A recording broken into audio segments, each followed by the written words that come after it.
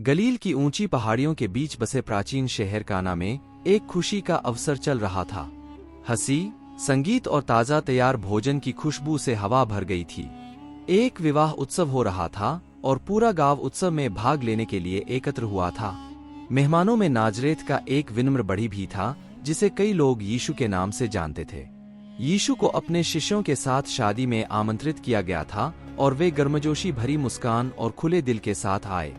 हालांकि जैसे जैसे उत्सव शाम तक जारी रहा, एक समस्या उत्पन्न हो गई जिससे नवविवाहितों और उनके मेहमानों के उत्साह को कम करने का खतरा पैदा हो गया। दाखर्स, जो किसी भी शादी की दावत का एक महत्वपूर्ण तत्व है, कम होने लगी। प्रचुर मात्रा में प्रावधानों को सुनिश्चित करने के मेजबानों के सर्वोत्तम प्रयासों के बावजूद ऐसा लगा कि उन्होंने उत्सव के महत्व को कम करके आका था। यीशु की मां मरियम अपने चेहरे पर चिंता लिए हुए अपने बेटे के पास पहुंची। वह उसकी क्षमताओं, उसके द्वारा किए गए चमत्कारों के बारे में जानती थी और उसे विश्वास था कि वह स्थिति का समाधान कर सकता है। यीशु की ओर मुड़कर उसने फुसफुसाकर कहा, उनके पास दाख रस नहीं है। यीशु ने उसके शब्दों के अनकहे अनुरोध को समझते हुए अपनी मां की ओर सौम्य मुस्कान के साथ देखा। हालांकि अभी तक उनकी दिव्यता की पूरी सीमा को प्रकट करने का समय नहीं आया था, फिर भी उन्होंने अपने भीतर एक हलचल महसूस की, कार्य करने का आह्वान किया। आश्वस्त सिर हिलाते हुए उसने अपनी मां को उत्तर दिया, मेरी प्रिय महिला, यह तू मुझसे क्यों कह रही हो? मेरा समय अभी तक नहीं आया है। निडर होकर मां मरियम पास के नौकरों की ओर मुड़ी और उन्हें निर्देश दिया, जो कुछ भी वह तुमसे कहता है वही करो। उसे अपने बेटे पर विश्वास था, अनिश्चितता के बीच भी आशीर्वाद देने की उसकी क्षमता पर विश्वास था।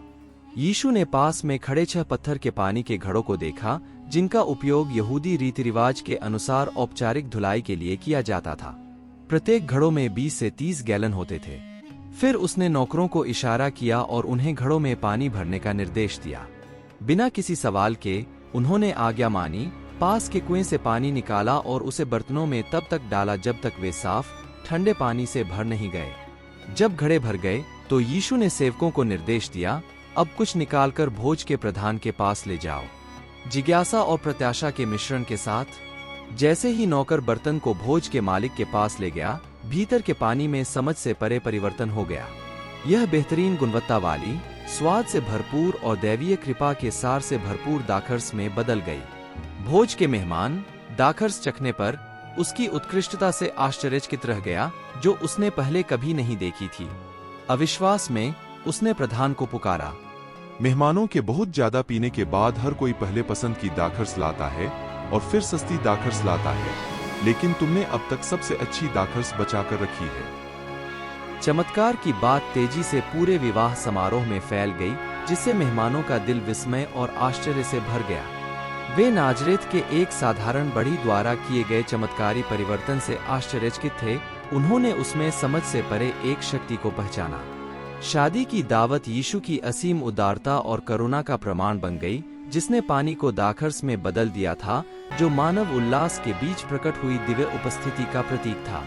और यीशु और उनके शिष्यों के लिए यह एक ऐसी यात्रा की शुरुआत थी जो उन्हें पृथ्वी के दूरदराज के कोनों तक ले जाएगी और उन सभी के लिए जो सुनेंगे, प्रेम, करुणा और मुक्ति का संदेश फैलाएगी।